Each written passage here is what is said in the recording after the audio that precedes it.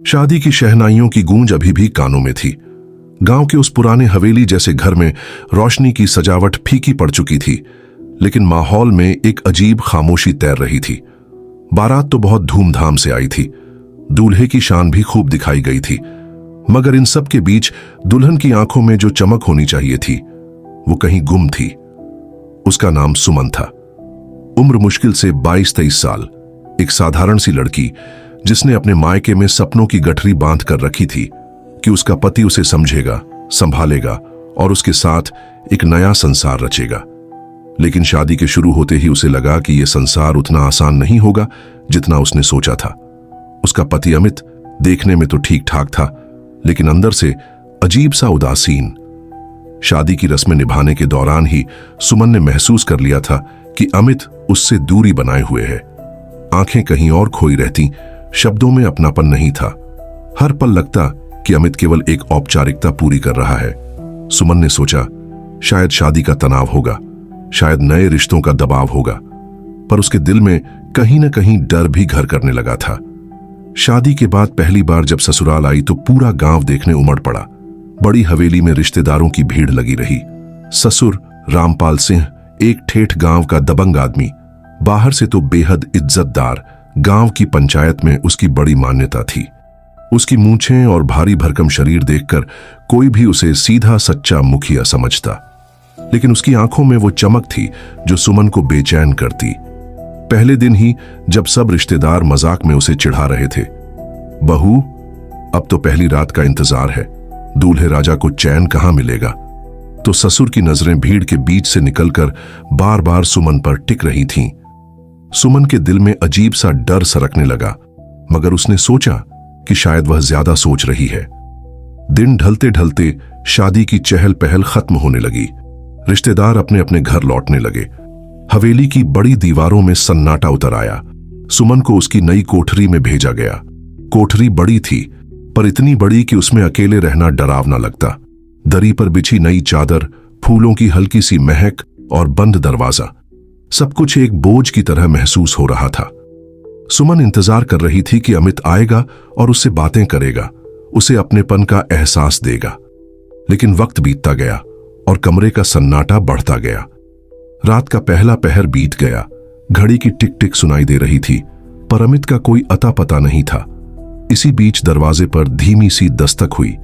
सुमन का दिल जोर जोर से धड़क उठा। उसने सोचा कि शायद अमित होगा। उसने जल्दी से आंचल ठीक किया, घूंघट थोड़ा और खींच लिया।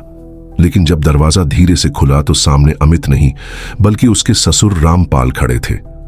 उनकी आंखों में एक अजीब चमक थी, हाथ में बीड़ी थी और चेहरे पर मुस्कान। सुमन को एक पल को यकीन ही नहीं हुआ। बिटिया कैसी हो? डर तो नहीं लग रहा इस नए घर में? रामपाल ने दरवाजा बंद करते हुए कहा। सुमन घबराकर खड़ी हो गई, उसके हाथ कांपने लगे। उसने सोचा कि शायद वे आशीर्वाद देने आए हैं, लेकिन जब उसने देखा कि रामपाल धीरे धीरे उसकी तरफ बढ़ रहे हैं तो उसकी रूह कांप गई।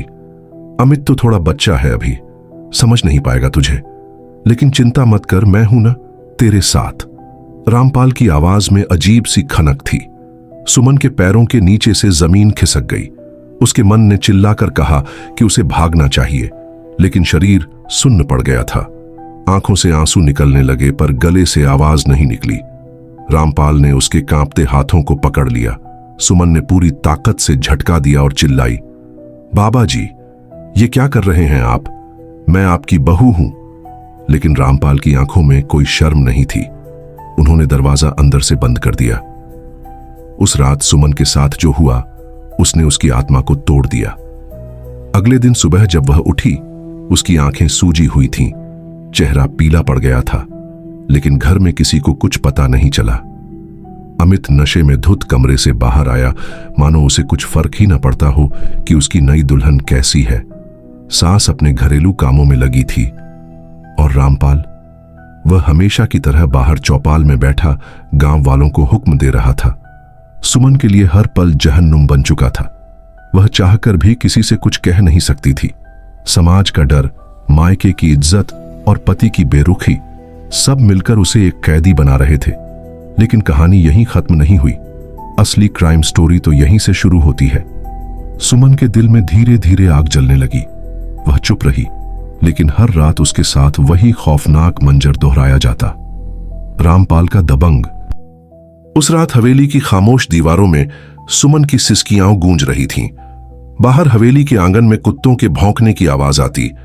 कभी कभी हवा में दरवाजे की चरमराहट सुनाई देती, लेकिन उस कोठरी के अंदर एक ऐसा तूफान था जिसे कोई नहीं देख पा रहा था। सुमन ने आंसुओं से भरी आंखों से छत को देखा। उसका मन बार बार कह रहा था, अगर मैं चुप रही तो ये जुल्म चलता ही रहेगा। मेरे साथ जो हो रहा है शायद कल किसी और बहू के साथ भी हो। अगली सुबह सुमन ने तय कर लिया कि वह अब इस गुनाह को सहन नहीं करेगी।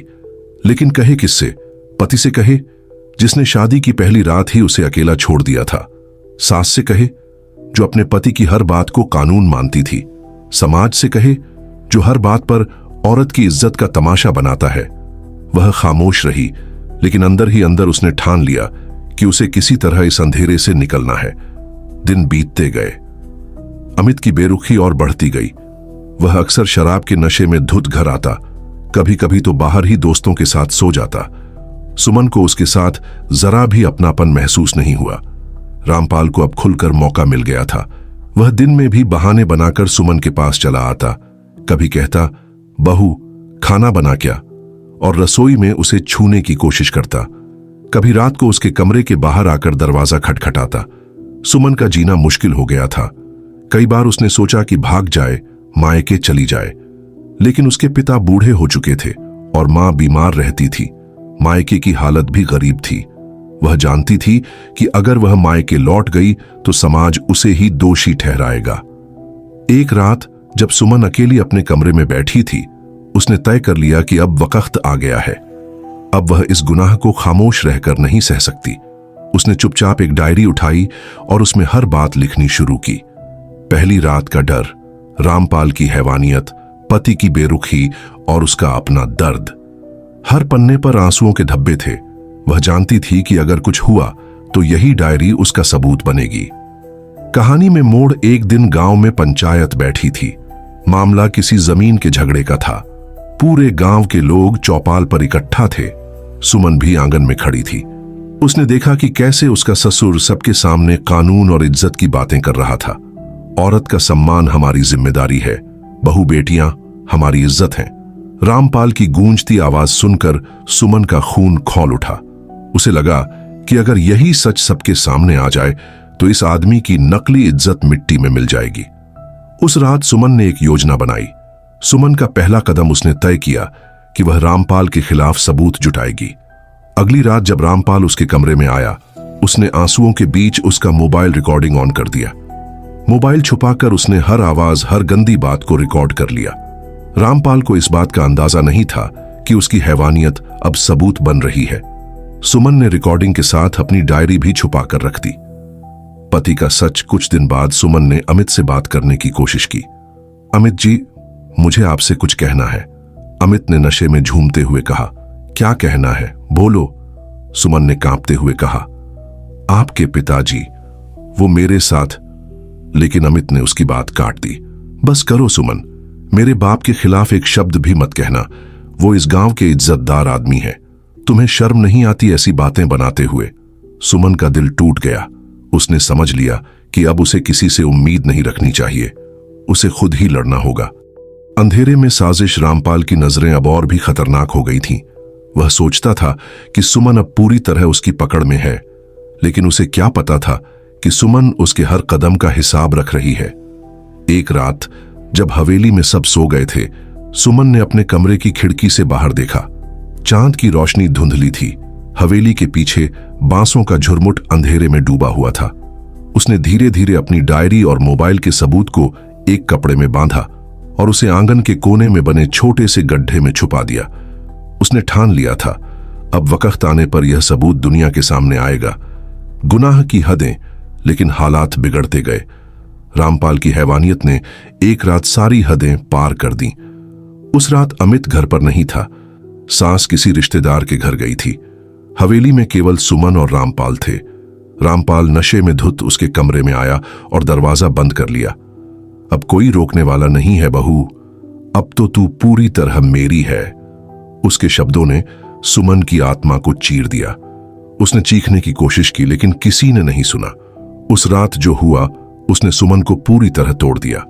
सुबह जब पंचायत की गूंजती आवाजें धीरे धीरे पूरे गांव में फैल चुकी थीं। चौपाल पर लोग अब भी खड़े बहस कर रहे थे। कोई कह रहा था रामपाल जैसे आदमी को जिंदा जला देना चाहिए, कोई दूसरा बड़बड़ा रहा था यह सब घर की बात है, इसे बाहर क्यों फैलाया जा रहा है। लेकिन इस बीच सबसे ज्यादा चुप्पी अमित के चेहरे पर थी।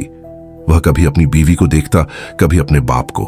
उसके चेहरे पर शर्म और गुस्से का मिश्रण था, मगर उसकी जुबान बंद थी। सुमन ने भीड़ की ओर देखा। उसके भीतर से एक अजीब ताकत निकल रही थी।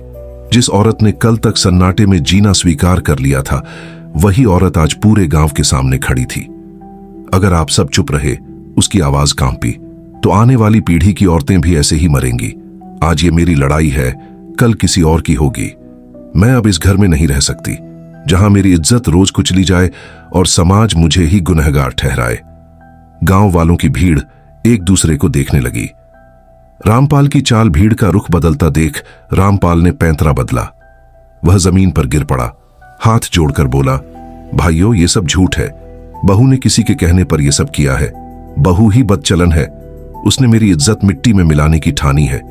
मैं तो उसका बाप हूं। कुछ लोग फुसफुसाने लगे, सच क्या है? बहू भी तो अकेली है, किसके सहारे बोल रही है? गांव की औरतें धीरे धीरे सुमन के पास आ खड़ी हुईं। किसी ने उसका आंचल थामा, किसी ने कंधे पर हाथ रखा। उनमें से एक बुजुर्ग औरत बोली, अगर बहू झूठ बोल रही होती तो इतनी हिम्मत से पूरे गांव के सामने खड़ी ना होती। सच उसकी आंखों में दिख रहा है। अमित का सच तभी अचानक अमित खड़ा हुआ। उसकी आंखें लाल थीं। हां, ये सच है। भीड़ चौंक गई। मेरे बाप ने मेरे सामने मेरी बीवी को छुआ है। मैंने देखा था, लेकिन मैंने चुप्पी साध ली थी, क्योंकि मुझे लगा कि ये मेरे बाप की मर्जी है।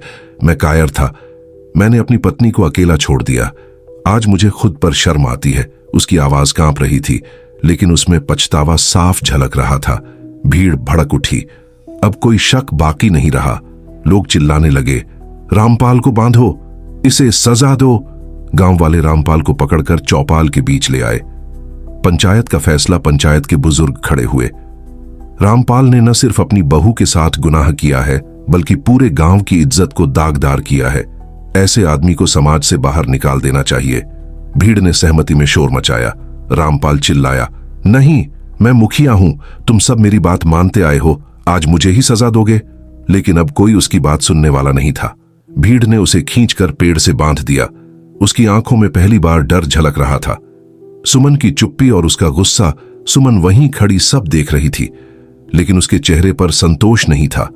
उसके मन में सवाल उठ रहा था, क्या इतना काफी है? क्या उसे सिर्फ गांव से निकाल देने से मेरी आत्मा को सुकून मिलेगा? उस रात हवेली में अजीब खामोशी थी। बाहर चौपाल पर लोग रामपाल को बांध कर रखे हुए थे।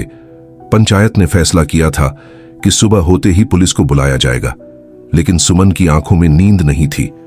उसके भीतर बदले की आग जल रही थी। उसने अपनी डायरी का आखिरी पन्ना खोला और लिखा, आज फैसला मैं करूंगी। जिसने मेरी इज्जत छीनी, वो अब सांस भी मेरी इजाजत से लेगा। अंतिम फैसला। आधी रात को जब सब सो रहे थे, सुमन चुपचाप चौपाल की तरफ बढ़ी। चांदनी धुंधली थी, हवा भारी। पेड़ से बंधा रामपाल कराह रहा था, बहू मुझे छोड़ दे, मैं तुझे सब दूंगा, हवेली तेरे नाम कर दूंगा। लेकिन सुमन की आंखों में सिर्फ नफरत थी। उसने पास रखे तेल का डिब्बा उठाया और रामपाल के ऊपर उंडेल दिया। रामपाल चीखने लगा, नहीं मत कर, मैं तेरा बाप हूं। सुमन ने बिना डरे माचिस जलाई। उसकी आंखों से आंसू बह रहे थे, लेकिन चेहरे पर एक अजीब सुकून था। आज तू मेरी रातों की नींद लौटा, या फिर हमेशा के लिए सो जा। उसने माचिस गिरा दी। अगले ही पल लपटें उठी। पूरा गांव उस चीख से कांप गया। लोग भागकर चौपाल की तरफ आए, लेकिन तब तक सब खत्म हो चुका था। खुला अंत सुबह होते ही पुलिस आई। चौपाल पर सिर्फ राख बची थी। रामपाल की चीखें अब हवा में गुम हो चुकी थीं। पुलिस ने सुमन से सवाल किया, यह सब कैसे हुआ? सुमन ने चुपचाप अपनी डायरी पुलिस के हाथ में दे दी और बस इतना कहा, सच यही है कि औरत अगर चुप रहे तो उसका शरीर जलता है, और अगर बोल दे तो समाज जलता है। मैंने सिर्फ वही किया जो जरूरी था। पुलिस उसे लेकर चली गई। भीड़ खामोश थी। किसी ने न उसके पक्ष में बोला न वीर। पुलिस की जीप जब चौपाल से निकली तो पूरा गांव चुपचाप खड़ा था। सुबह की ठंडी हवा में धुआं और जली हुई राख अब भी उड़ रही थी। सुमन खिड़की से बाहर देख रही थी। उसके चेहरे पर कोई डर नहीं था, न ही कोई पछतावा, बस एक अजीब सन्नाटा था। थाने पहुंचते ही पुलिस ने उससे पूछताछ शुरू की। तुमने अपने ससुर को आग क्यों लगाई? इंस्पेक्टर ने सख्त लहजे में पूछा। सुमन ने धीरे से कहा, क्योंकि अगर मैं चुप रहती तो हर रात वही होता। मेरे लिए मरना आसान था, लेकिन गुनहगार को जिंदा छोड़ना गुनाह होता। इंस्पेक्टर कुछ पल चुप रहा। उसके चेहरे पर गुस्से और सहानुभूति दोनों का मिला जुला भाव था। यह सब कोर्ट में साबित करना होगा, वरना तुम्हें उम्र कैद हो सकती है। सुमन ने ठंडी सांस ली। उम्र कैद से डर नहीं लगता साहब, उम्र भर की चुप्पी से लगता है। गांव में हलचल, गांव में अफवाहों का बाजार गर्म हो गया था। कुछ लोग कह रहे थे बहू ने ठीक किया, आखिर वो औरत है, उसकी इज्जत सबसे बड़ी है।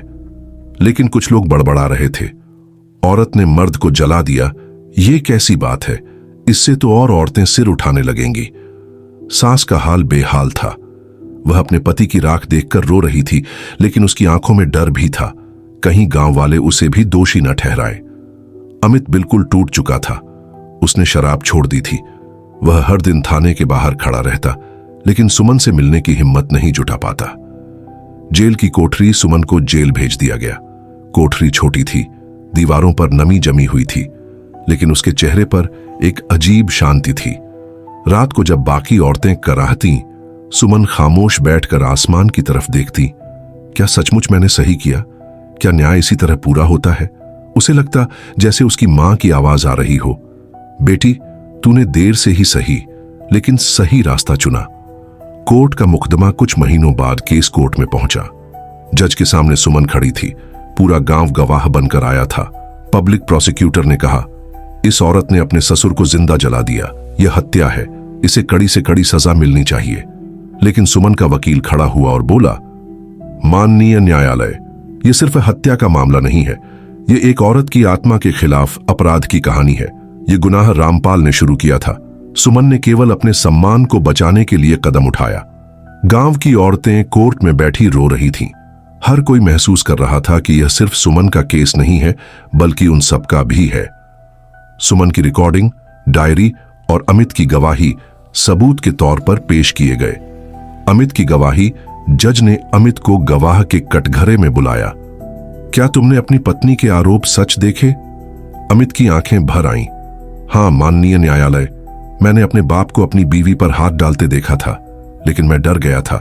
मैं बेटे की ड्यूटी और पति की ड्यूटी दोनों में हार गया। आज मुझे सिर्फ शर्म है।